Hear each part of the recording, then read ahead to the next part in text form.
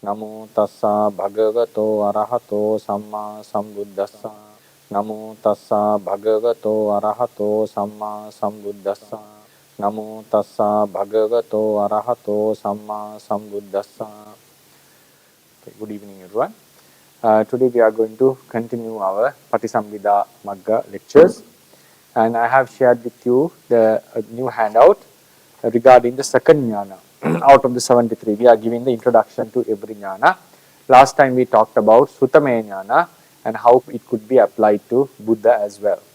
And Suthamaya Nana was the wisdom involved in the things that we study through listening, by listening. And that understanding becomes the foundation for the coming wisdoms. Now, this second wisdom, Suthavana Sanware Pañana sīlamaye Ñāna, is an outcome of the Suthamaya Nana. The Suthavana Sanware wisdom has to be developed based on the wisdom of Suthamaya Nana. First we study the Dhamma, we listen to the Dhamma, we grab the meaning, we understand the meaning, and we conceptualize the idea, and then we try to live upon that idea, and we try to make it a part of our life, and we try to live the life what we have learned, the Dhamma we have learned. So that's the first step of going into this practicality from the wisdom or the knowledge, in the knowledge that we have gained is involving in Sila.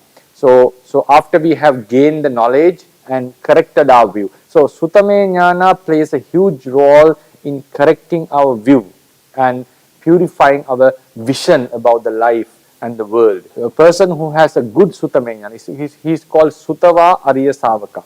So Ariya Savaka sometimes it refers to a person who has attained the nobility or the supramundane paths and fruition.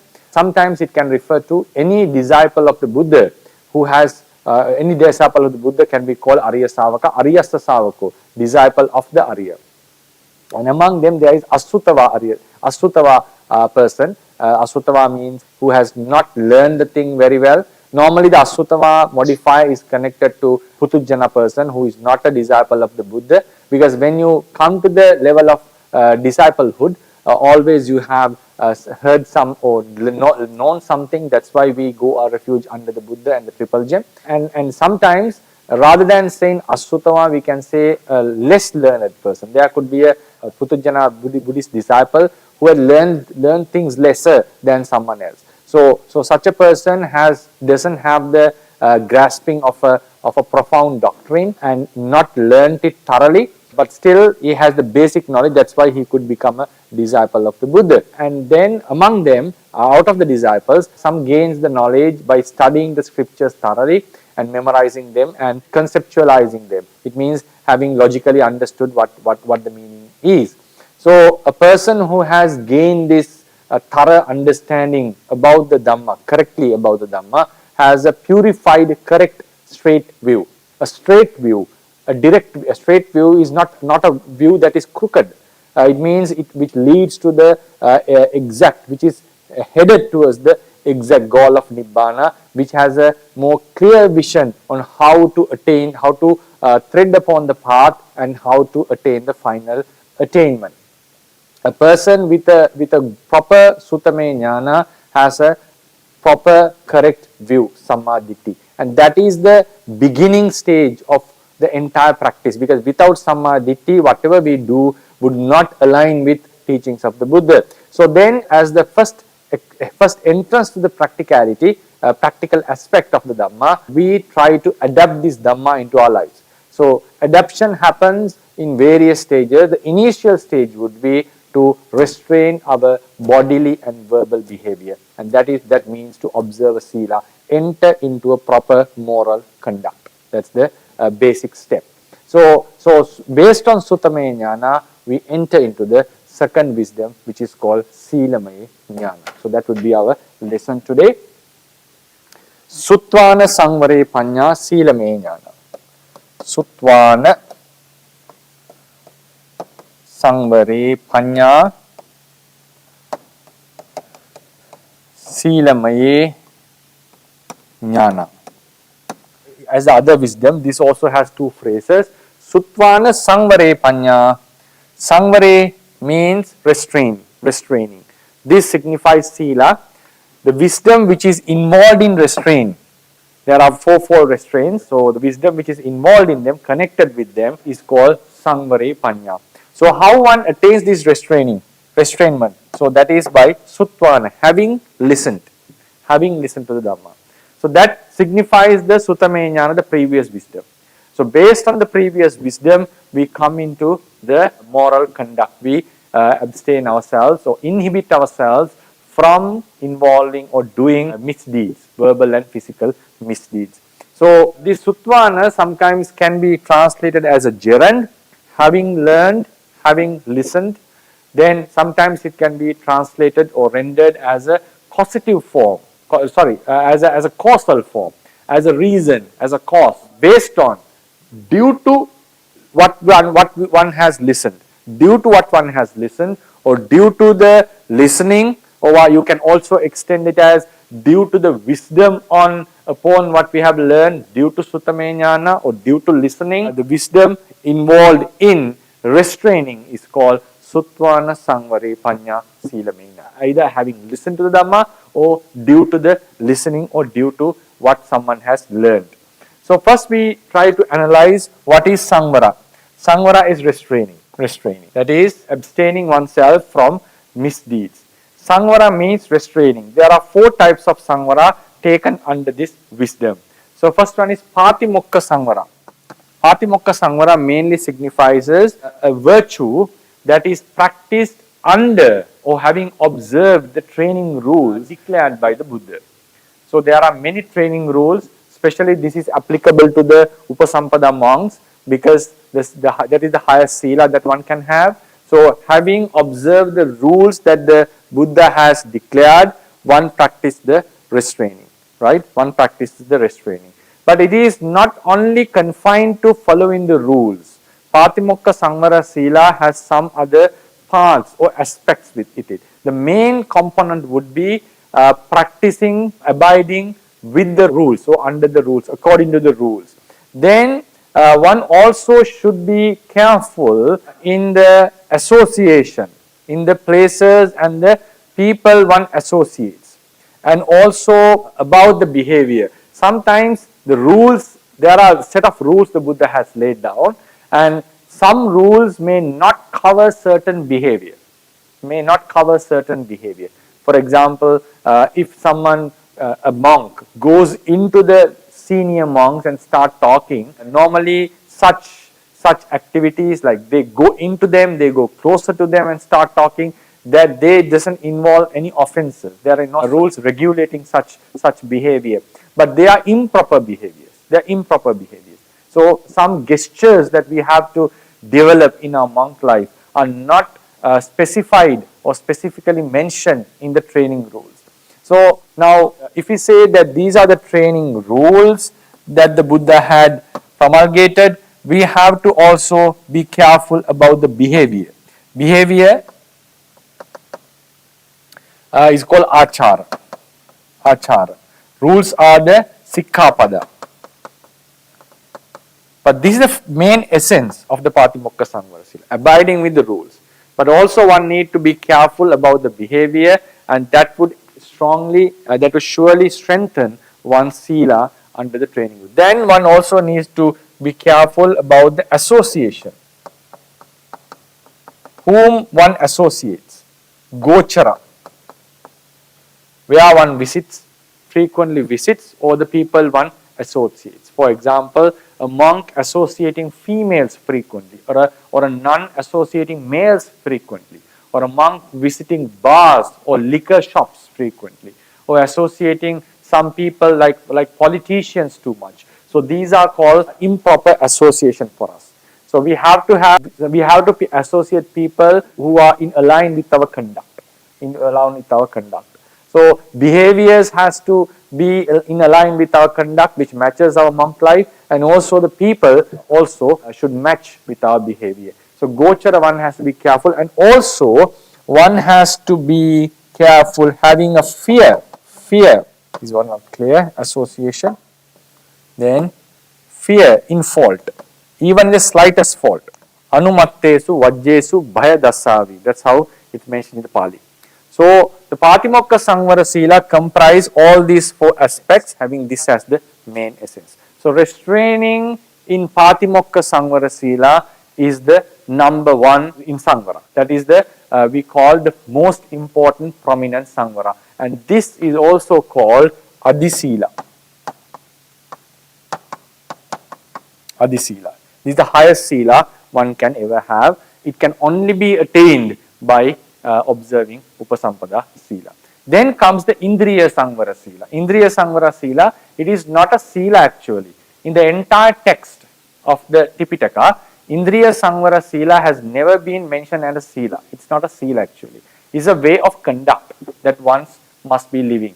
So the thing is found in the text in many of the sutras, but it's mentioned as Indriya Samvara, that's all. It's not an Sila actually. So there is no place in the entire text, entire Tipitaka, where Indriya Samvara has been mentioned as a Sila. So this discussion has happened in ancient Anuradhapura, and the commentaries clearly mention that Indriya Samvara, out of all the four types of Silas, now it can be termed as a Sila within the tradition, but normally it's not been mentioned as a Sila specifically in the text. So out of the four Silas, Patimokkha Samvara Sila, Indriya Samvara Sila, Ajiva Parisuddhi Sila and Pache Sannisita Sila, the foremost Sila among them is the Patimokkha Samvara Sila. That is the foremost. And for the lay people, it would be observing the 5 precepts and also the 8 precepts on full moon days, and some would also try to abide with the 10 rules permanently. For the monks, for the ones who have given up the household life, Samaneras have 10 main rules and 75 Sekhiyas. Then also there are other 10 rules that are related to them, and then 14 duties. Altogether they have something like 109 or something. So for the monks, mainly there are 220 rules and 7 adhikaranas. Then we have much more rules promulgated in the Khandaka Vinaya. Bhikkhunis also have more rules, even more than monks, but we all collectively we call that the Adisila. So Adisila, Patimokkha Samvara Sila is the head of all the Silas, because Indriya Samvara Sila can be done or can be practiced only by a person who has the Patimokkha Samvara Sila. If someone's Patimokkha Samvara Sila is broken, is not purified, he will not be able to gain the real benefits out of Indriya Samvara Sila and the other Silas as well. So Patimokkha Samvara Sila is the foremost Sila, and it is the real Sila. So out of them, Adisila is the Sila practiced by Upasampada monks, and it can only be followed in a Buddha Sasana by observing. Buddhas do have Adisila because they are Lokottara Adisilas, and their conduct itself is a higher conduct. Pacceka Buddhas do have Adisila. The Sawakas are privileged to follow Adisila by receiving the Upasampada and abiding with the rules promulgated by the Buddha. So the Indriya Samvara is guarding the 6 faculties, which is also a very important Sila in the progress of the practice. So one has to guard the 6 senses without letting defilements to arise in them. It doesn't need to be Vipassana practice, but for example, if someone is practicing Vipassana regularly in all the postures and all the objects one encounter, naturally he would be having an Indriya Samvara Sila, but Indriya Samvara Sila can be practiced even by a non-Vipassana practitioner. That is, not letting the mind to occupied with kilesas due to the 6 senses. So we encounter objects through the 6 senses. Whatever the object we encounter, we make sure that our mind is not deluded, not defiled by attachment and hatred mainly. So it also, the sutra only talks about attachment and hatred, but the commentaries extend it into delusion as well. So not letting any akusala to arise in the mind due to the objects taken through the 6 senses is the Indriya Samvara Sila, guarding the faculties, which the highest level can be reached only by an Arahant, because even an Anagami is not entirely free from the defilements. So these also a Samvara, restraining, not letting the defilements to occupy the mind. Patimokkha Samvara Sila is not letting the Duccharita Sankilesa, the misdeeds to occur in one's bodily and verbal doors. Ajiva Parisuddhi Sila is abstaining from unvirtuous means of making one's living, or find the requisites that are required for one's own life, also of the family members. So Ajya Parisuddha Sila is purifying your livelihood without restoring to improper means in search of requisites. For monks, lay people, this involves abstaining from unvirtuous or improper occupations. They are the selling of animals for meat, and selling liquor, selling poison that would harm the people or harm the living beings, and selling weapons, and doing slave trade. So these are the 5 unvirtuous occupations that should be avoided by a lay person. Then for the monks, the Ajya Parisuddha Sila is mainly threefold, and it also involves the 4th category as well. The mainly threefold Ajya Parisuddha Sila is abstaining from the 6 rules the Buddha has promulgated for the sake of livelihood. So I'm not going to elaborate them. One is a Parajika rule, one is a Sanghadisesa, one is a Tullachya, one is a Pachitya, one is a Patidesaniya specifically for the Bhikkhunis, and another is a Dukkata. So Buddha has laid down 6 training rules, 5 for the monks and 5 for the Bhikkhunis. 5 for the monks and 5 for the Bhikkhunis. Altogether, we have 6 rules. Not breaching them for the livelihood is one aspect of monks' Ajya Parisuddhi Sila. Then not searching for requisites through improper means such as kuhana, lapana and so forth. It means like surprising the people with the attributes that one doesn't possess, like pretending to have higher qualities, like for example, pretending to be like a meditator while one is not meditating, pretending to be like a noble being while one is a putujana. So if someone tries to surprises the lay people, or to arouse faith in them, or a surprise or a excitement in them towards yourself, and for the sake of gain and fame, that is a long livelihood. And also sometimes talking in a way that the lay people could not avoid offering them, and also making them to feel like they have the intention of offering. So these improper means in livelihood, abstaining from them is the Ajya Parisuddhi Sila. And also the third aspect would be abstaining from anesana. Anesana means there are 21 modes explained in the teachings that one should not follow in order to find the requisites. For this is especially for the monks. For example, treating the lay people, or treating them, giving medical treatment, or acting as a messenger of the lay people, bringing messages from one lay house to another lay house with the expectation that the lay people would serve us as a return. So these improper, we have to abstain from those 21 modes, which are called 21 anesana, right? So abstaining from such means of livelihood is called Ajiva Parisuddhi Sila. Then when you go to the Diga Nikaya, few sutras, we find Chula Sila, Majjhima Sila and Mahasila. In those silas, there's also specific some livelihood has been specified as by the Buddha as Michcha Jivas. For example, like using astronomy as a means of livelihood. So saying becoming a fortune teller as a means of livelihood. It doesn't mean that you cannot study astronomy, you cannot astrology, for example, that is perfectly okay for monks. But if someone use it as a means of livelihood, those things are prohibited by the Buddha. Even treating the people as a doctor or a physician is prohibited by the Buddha. So the fourth aspect is abstaining from livelihood specified by in the, I think it's Chula Sila and Majjhima Sila, not the Mahasila. I actually forgot it, so I cannot exactly recall it. Things that are involved in these 3 main silas. So then Paccaya Sannissita Sila is using the requisites that have been obtained through proper means. A person who abides with the Ajya Parisuddhi Sila would get the requisites in the proper means, not in the improper ways. So the requisites one obtain are pure, and they are good for any monk to consume. Because if we obtain requisites, it's not good for us to consume the requisites that were obtained through improper means. That's not proper. It also breaches our rules. Samma actually related to the Patimokkha Sanvara Sila as well. For example, if a monk has bought something using his own money, all the monks cannot use it unless it has been undergone a Vinaya Karma or the specific procedures had been followed. So the requisites that were earned through improper means against the Vinaya are not consumable for all the monks. Some are not consumable for that particular monk, others can consume it, but for some requisites cannot be consumed by any person within the Sangha society. So if we abide to the Ajiva Parisuddhi Sila, so we can make sure that the requisites that we possess, so we keep, are good consumables that are allowable for every monk.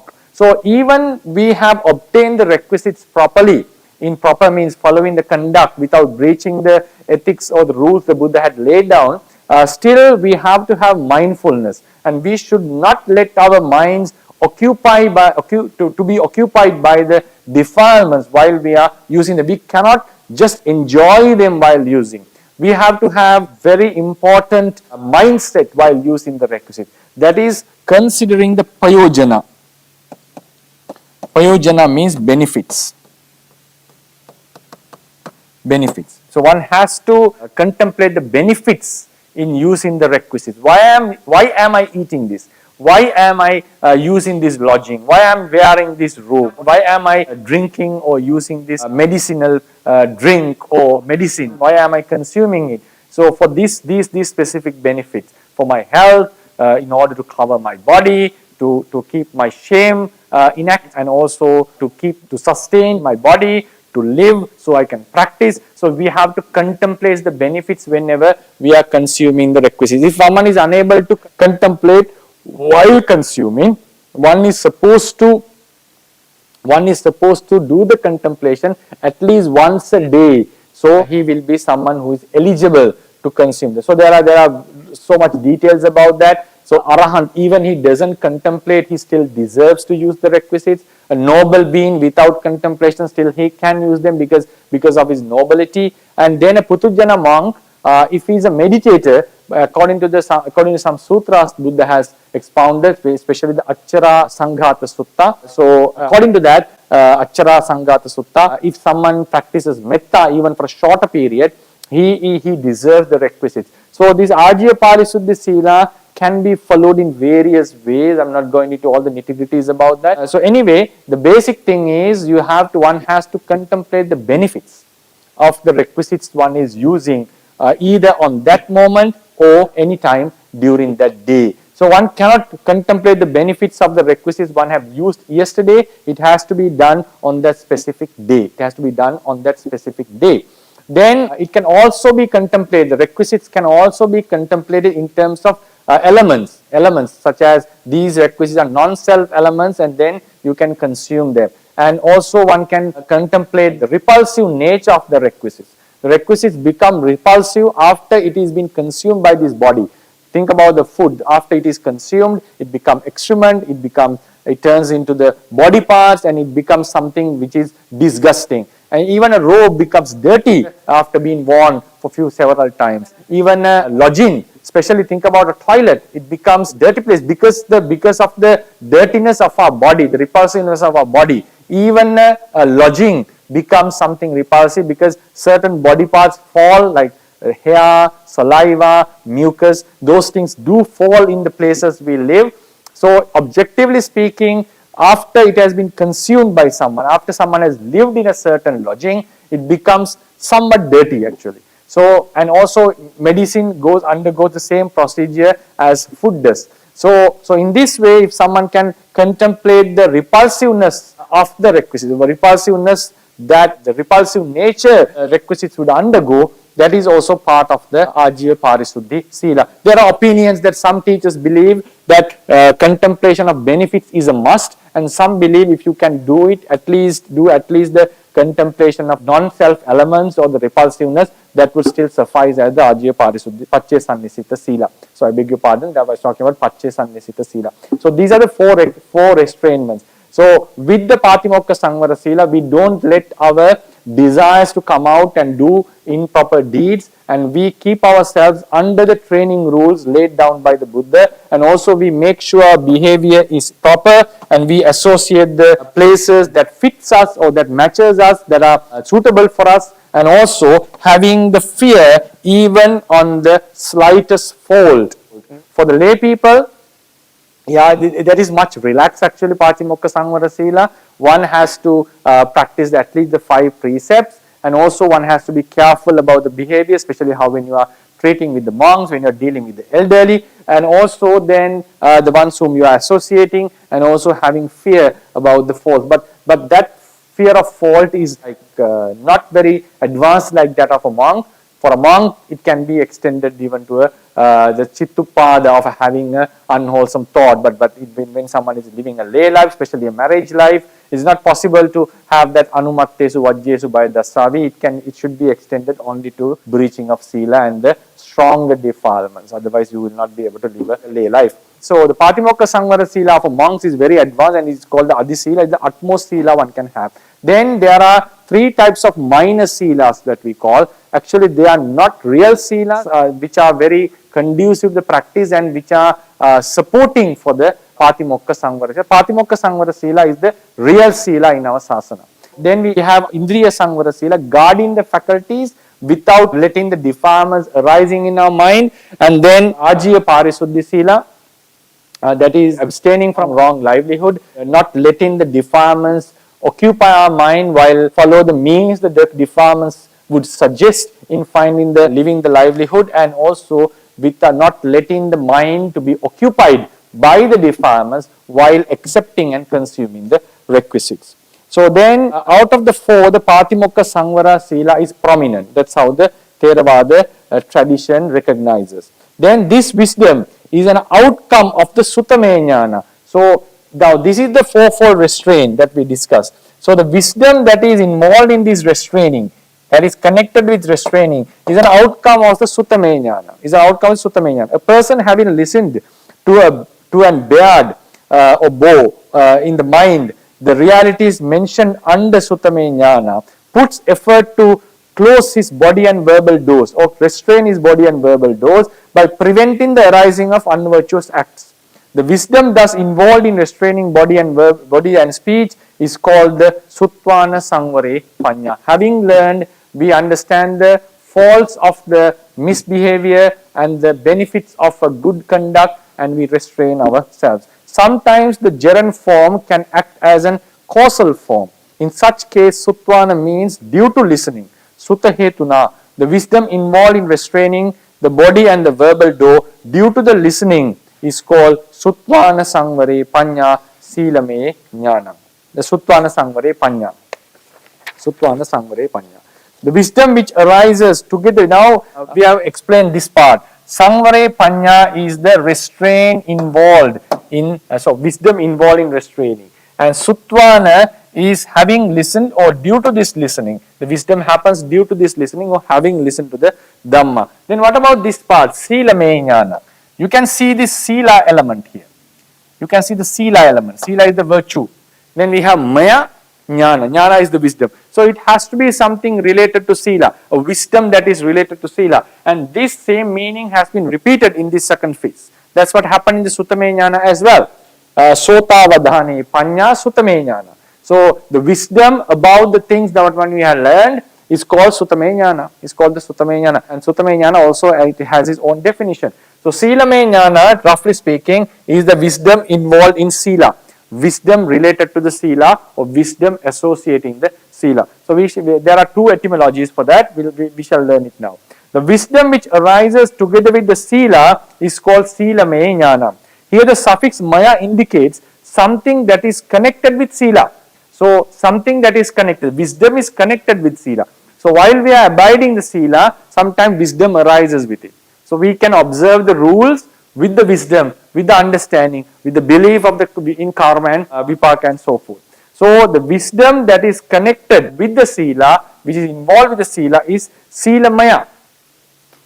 So here Sīlamaya, Maya. Sila is the virtue. Sīlamaya refers to something connected to the Sila, and that is Ñāna. That is the wisdom that is connected with the Sila. So that is the wisdom itself. So the definition must be taken as Sīlamayang Ñānang in the nominative form, wisdom that is connected with the Sila. Though the text gives the word in the locative case, the meaning must be taken in the nominative case. Even though it is sīlamaye, this is for the ones who have studied the Pali grammar, it should be taken as sīlamayang Ñāna. Sīlamayang Ñāna. Then, according to another definition, Sīla itself is called sīlamaya. Another definition is Sīla equals to sīlamaya.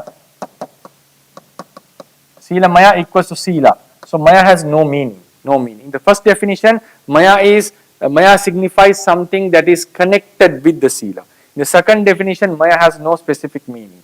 So the wisdom on that Sīlamaya is Sīla actually, which are connected upon the Sīla, about the Sīla, or connected with the Sīla. It means the wisdom which associates the Sīlamaya, that is to say Sīla, is called sīlamaye Ñāna. It's not only connected, it is related. About the Sīla, wisdom about the Sīla, wisdom connected with Sīla, and all are included. In this definition, the Maya suffix does not have a specific meaning.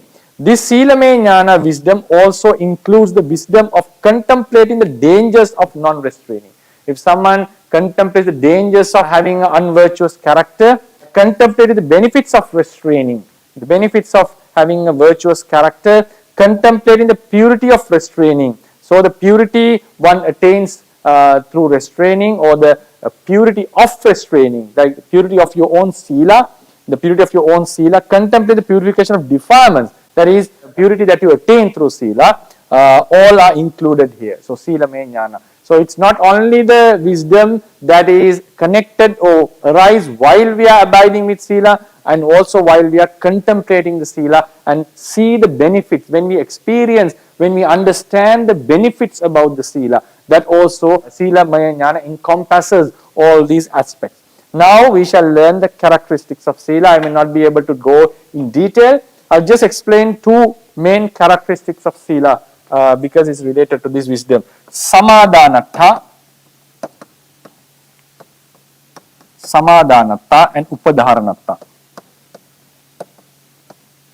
So these are the two main characteristics of Sīla. Sīla. What is Sīla? We all know Sīla. Sīla is restraining. What does it mean? What does it mean by restraining? Samadhanatta. Samadhana means nature of having, nature of well placed, nature of being well placed. So our bodily and verbal actions are well placed when we are abiding with a Sīla. Our bodily and verbal actions are well. What does it mean by well placed? They are not scattered.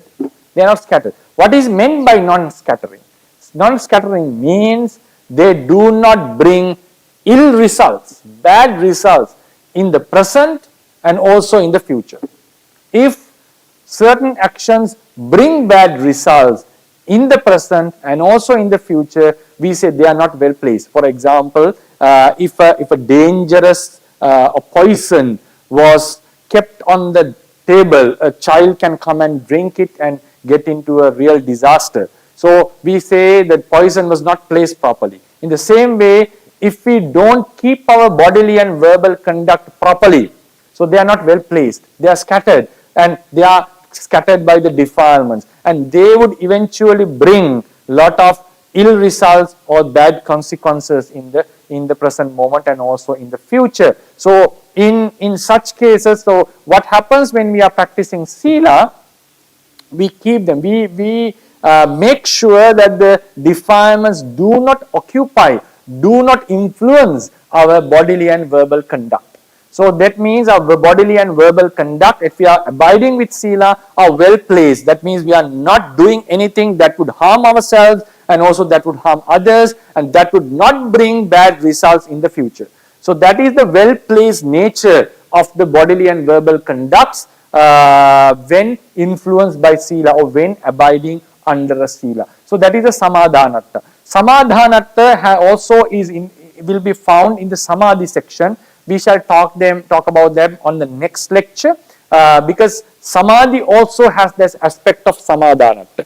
So in the Samadhanatta of Samadhi means placing the mind on the object very well, and especially having balanced the faculties, and also when the defilements are far away. You can also define that distance in the defilement. So it balances the faculties when the defilements are far away, when the defilements are distant. So the Samadhi keeps the mind on the object very nicely, firmly, without scattering. So samadhi doesn't let the mind to scatter into various objects and wander in various objects, and it let the mind to remain on a single object for a longer period. But on the other hand, sila, it doesn't let the bodily and verbal conduct to get scattered with the defilements. Here scattering means not letting them to be something, or not letting them to be some actions that could result badly in the present moment and also in the future. So that is a samadhanatta of sila. Then upadharanatta means it becomes a foundation. You can read the handout later on. I will not be able to explain all the things that are mentioned in the handout. So you can read by yourself. That's why the handout has been shared. So upadharanatta means it becomes a basis or a foundation for all the other higher attainments, spiritual attainments, such as samadhi, jhanas, maggapalas, and so forth. So sila, without sila, one is not capable of attaining all these higher spiritual qualities. Upadharana means it bears, or it becomes the foundation. A foundation bears the upper structure. Foundation, the structure of a house is made upon a foundation. It bears the entire weight of the house. In the same way, sila bears the entire structure of spirituality upon it. And sila is supported by the wisdom. The more wisdom you have, understanding you have about the scriptures, about the doctrine, about the reality, it is an intellectual thing, it is a knowledge that the sila can be strengthened very strongly. And also you have to distance the defilements, you have to remove the defilements that would hinder or that would weaken the sila. If the sila is strong, the foundation is strong. If the foundation is strong, you can build a huge edifice. Edify upon this, a huge building, a strong spiritual structure can be built upon this foundation. So sila is called upadharana because it becomes a foundation for the higher spiritual attainments, and also it becomes, it is the nature of non-scatteredness of the verbal and physical behaviors. And I have also given the proximate cause, the function of sila, and so forth. And one who is with the sīlamaye Ñāna should have known all these aspects. And the more you know, more easier you can follow sila. So these two wisdoms, Suthamaya Nana and sīlamaye Ñāna, are connected. And then the samadhi Ñāna, samadhi Bhavanamaya Nana, which we are going to do in the next lecture.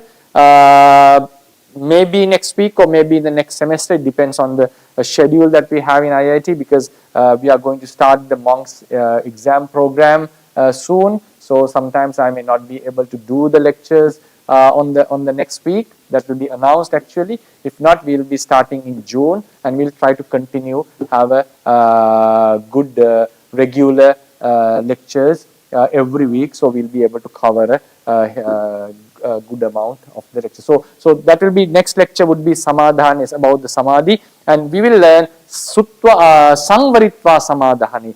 Due to restraining or having restrained, one practices samadhi. So these three wisdoms, Suthamaya Nana, sīlamaye Ñāna, and samadhi Ñāna, are related to each other. And then based on samadhi, based on sila, and based on Suthamaya, we develop the remaining vipassana Ñānas as well. So that would be the lesson. So sīlamaye Ñāna is the Ñāna involved in sila, while we are abiding with sila based on the knowledge that we gain through listening and studying the Dhamma. So I conclude the lecture, opening the forum for the Q&A session. And don't be hesitant to ask questions. If you have any, we can clarify there. Yeah.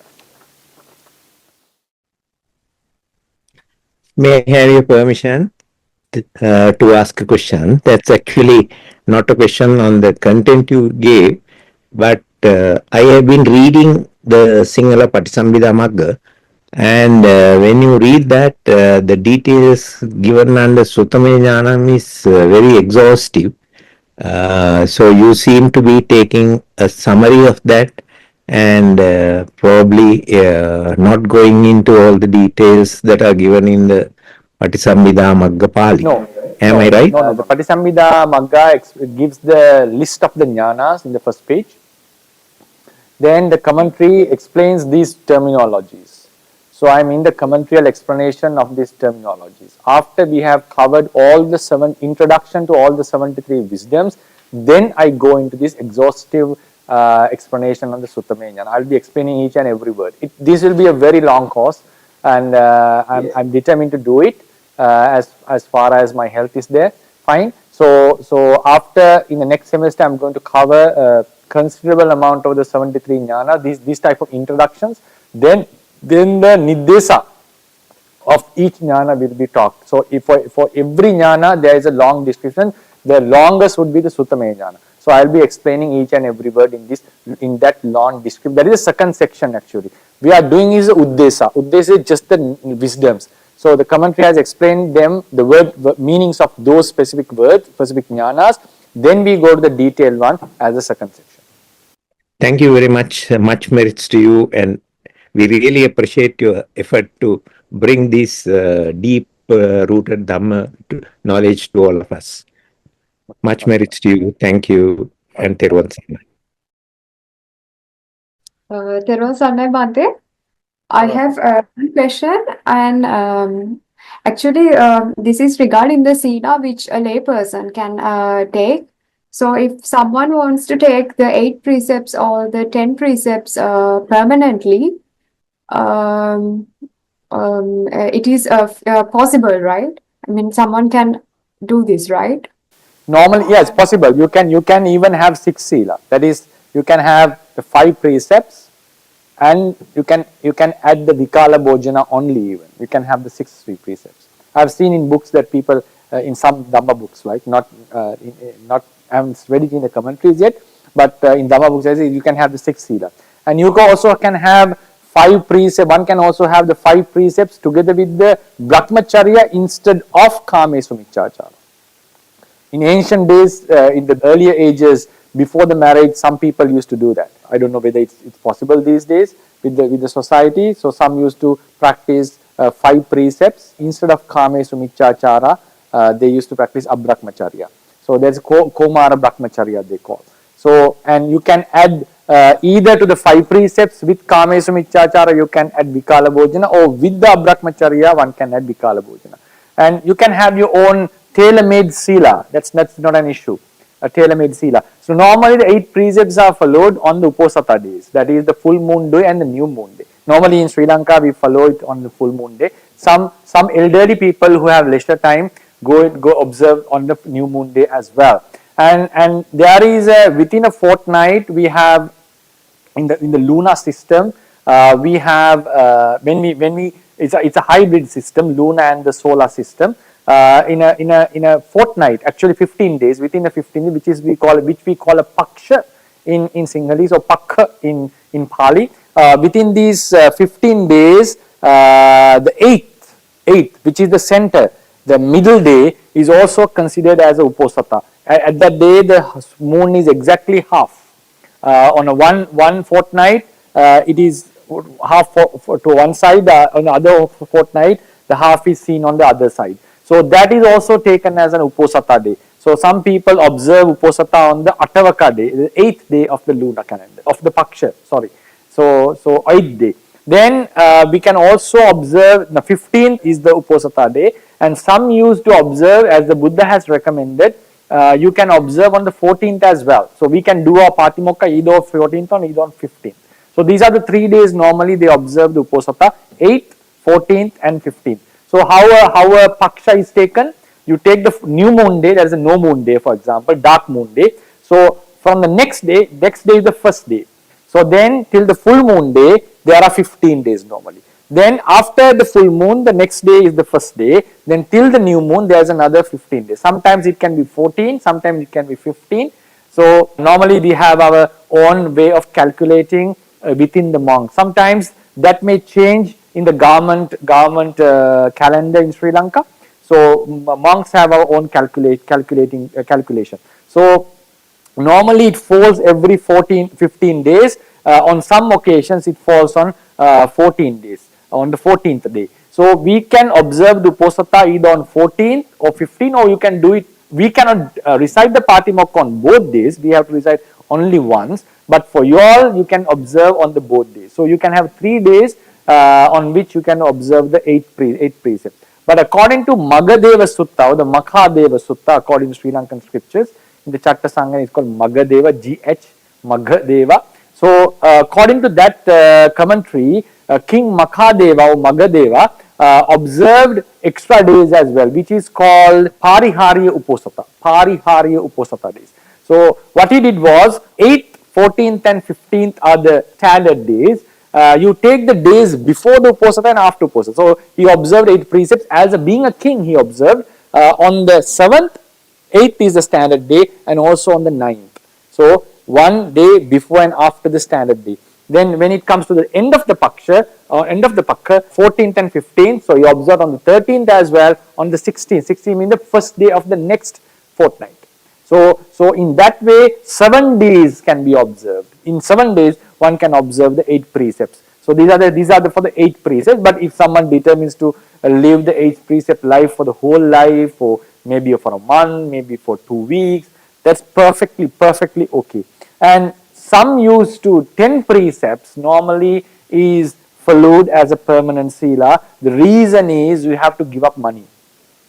You cannot have your money for yourself. Kapiyas may keep some money for the usage of monks, and that has to be done according to the Vinaya procedures. Monks cannot handle them as they want. Monks cannot accept it. There are ways it can be done according to the Vinaya of the Buddha. But for example, layperson possesses the money for him or herself. That is an issue for once you observe the 10 precepts. So either you have to completely abandon, when we are going for the temporary ordination also, you have to give up it with your mind. So when after you disrobe, you can accept what is there and take it to yourself and use it. So when you are observing the 10 precepts, technically if there is money in the bank account and you feel it that it is mine, this is contradicting with the rule. But some Theras have said you can do the 10 precepts temporarily. I have seen in Verukani Chandivana Mahathera's book as well that sometimes you can observe 10 precepts temporarily, but there is an issue actually, because the 10 precepts for the monks and the lay people are quite similar. Monks have a more advanced type of a 10 precept, because a lay person can accept money for someone else. Monks cannot do that as well. So it's very similar to the 10 precepts of a Samanera. So normally the ones who observe the 10 precepts, they give up the duties in the household, they hand over the responsibilities to someone else, and they depend. Normally a person with 10 precepts are depending on someone else, because like monks do. So highly recommended to observe the 8 precepts if possible. And still 5 precepts is also possible, but more the precepts you observe, more restraint you are gaining, which is more conducive to your practice. So it's up to you, it's up to the person. And also they can have a tailor-made type of precepts, and of course you can have 9 precepts, 8 precepts as Visakha did, 8 precepts, and the 9th one, which is not an actual precept actually, living with the metta mind, the loving kindness mind the whole day, metta sahagatena cetasa sabbang sattang paritva viharami, or something like that. So yeah, it is completely based on the preference of the person. Yes, and I have one last question, Bande. Can someone also read the Bhikkhuni Patimoksha, and there are lots of rules there, right? I think 330 something rules, but 300. So I mean 311. So when you read it, you see that the reason why the Buddha has put all these rules is because this actually helps when you're going in the path, right? And it helps to have sense restraint, and also to become a better person. And it's like a huge blow you're putting on the kilesas. So because of this, I was just thinking that what if someone reads this and follows some of the rules which are in there, like not as a permanent sila, but just It's not about handling money, it's about possessing money. That's the point. It's not about handling money, it's possessing money. So technically it's done in some monasteries. It's done even in Ñāna, I remember we do that. Even I myself has given 10 precepts to normal audience. I myself as a lay boy, because I ordained at the age of 19, so I didn't possess any money, but I didn't know it in detail. So obviously you have monies in your bag, right, in school bag or on this, and you think it's yours. So what I personally thought, like, if you are not handling money on that day, if you keep the money on in the house and come, that would be fine. Seems like it's okay as long as you're not handling. But if you go to the essence of the rule, no, you are not accepting. Jatru prajata patighana. You're not accepting. Accepting means you are not having anything. You're not having. So, for example, if a monk has money, he must relinquish them. He must relinquish them. So, so when we become monks, we gave up, for example, anything that was for our bank account, because I had some money, like due to my scholarship or something, some grade 5 scholarship, or there's money, the government invest in a, like there's some kind of a insurance for you after you pass the scholarship. So I all handed over to my father and became a monk. So normally we release everything that is under us. But even if you just give up with your mind, that would be fine. And I'm unable to give you an exact answer because that has been a tradition, and I myself also did it when I was a layperson. And but it seems after I have studied the scriptures, I feel like there's something fishy there, because one is possessing money, because jataru pajata prajata patighana veramani means one is completely abstaining from monetary issues. So that's why in the scriptures, why I got convinced about this idea is in scriptures it is mentioned there are 2 permanent silas for the lay people and 1 occasional sila for the lay people. What are the 2 permanent silas for lay people? Upasampada sila is a permanent sila, Samanera sila is a permanent sila. You can upgrade it to Upasampada sila because Upasampada sila encompasses the Samanera sila as well. Temporary ordination is something that you decide. There's no such a thing called temporary ordination. It's that you are deciding to you can do that. So it's a very beneficial thing. There's no such a thing called temporary ordination, but one can practice, previously determine that I will practice as a monk for 3 months or 5 months or 1 year and do that. But still it's a permanent sila. It falls under the permanent sila. So there are 2 permanent silas of a lay person, Pancha Sila and Dasa Sila. So it seems like it's a permanent Sila. So if someone observes Dasa Sila, it's a way of life. It's not, Atta Sila is a temporary, because you abstain from singing and all these stuff only on the course of the day, and then after that, Abbrahmacharya, and then one can go back to the lay life and have the sensual life, even have sex. So, but for the Dasa Sila person, it's a permanent one. I think the permanency is due to giving up money. That's my opinion. It's my personal opinion. But there can be, maybe if you are not handling money, observing Dasila would be okay. That's how the custom is there. It has been followed by, because no Mahathera has specifically emphasized and said, don't do that if you have money in your house. So I'm not taking that bold position to say you cannot do that, but I have a doubt on it. So because one is possessing money at home and he holds it for himself, even though he's not touching them, but he is a person, he or she is possessing money. So can one observe this rule? Because when we are becoming monks, we are told give up all the possessions of money as a Samanera, because Samanera Sila and the layperson Sila is identical.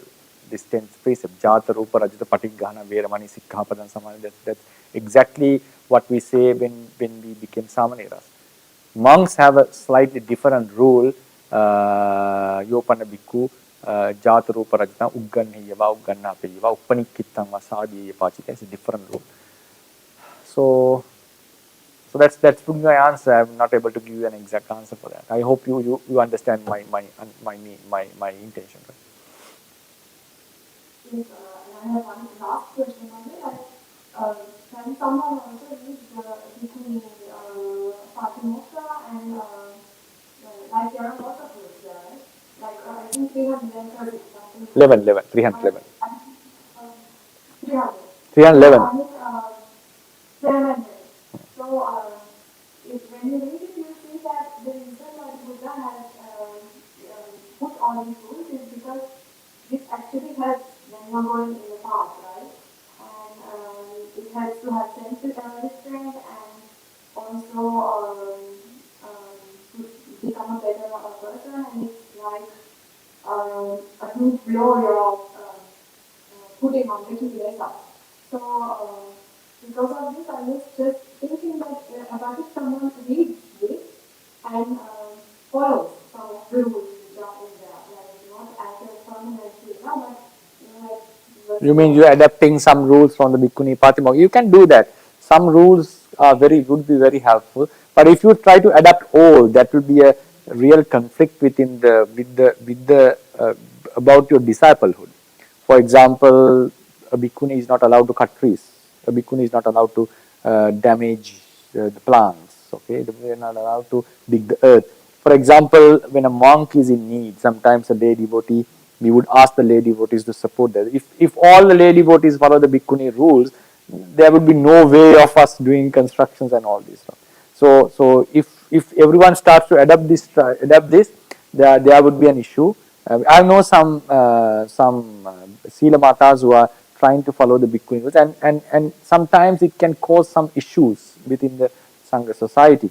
So if you are flexible and to keep the disciplehood very nicely and adjust according to the situation. But some rules are there. I don't know whether they are practical to follow, because Bhikkhuni, some are obviously, some are related to sex, some are related to sensuality. Yes, one can adapt them and live personally. They can live personally, adapt them personally and live under them, and you will get the benefits if you follow them. But some rules, there are like if all the lay people start to follow some rules, not all the rules, I mean, some rules, there can be, now for example, a Samanera thinking that, determining that I would follow all the rules of a bhikkhu and I would not cut trees, I would abstain from digging the earth, then it's going to be a issue on the bhikkhu society, because we need the help. Because there is a rule that you cannot cut trees and dig earth, but you cannot practically live with that. So we are bounded to depend on the non-upasampada people for that, the ones who are not fully ordained. So Samaneras is a must for Samaneras too. We cannot enforce them, but it's a culturally, it's a traditionally must that a Samanera must do. They should do the Kappiyam. We cannot do our Kappiyam. If Samanera says, I am following Upasampada rules even though I am not an Upasampada monk, this is going to be a huge issue in the process. So therefore, if you adopt all the rules, that is going to broaden some issue in this. So some rules, you can specifically select some rules that are not going to affect in that way, that are very personal stuff.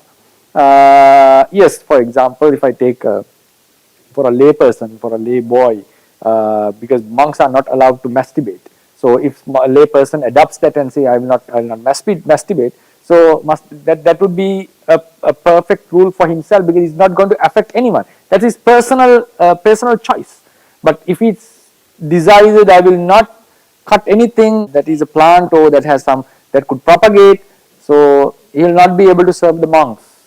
And so you have to understand which rules are applicable, which rules can be adapted, and which rule, one can also feel like if monks need, if in a need I would do that, otherwise I may not do that.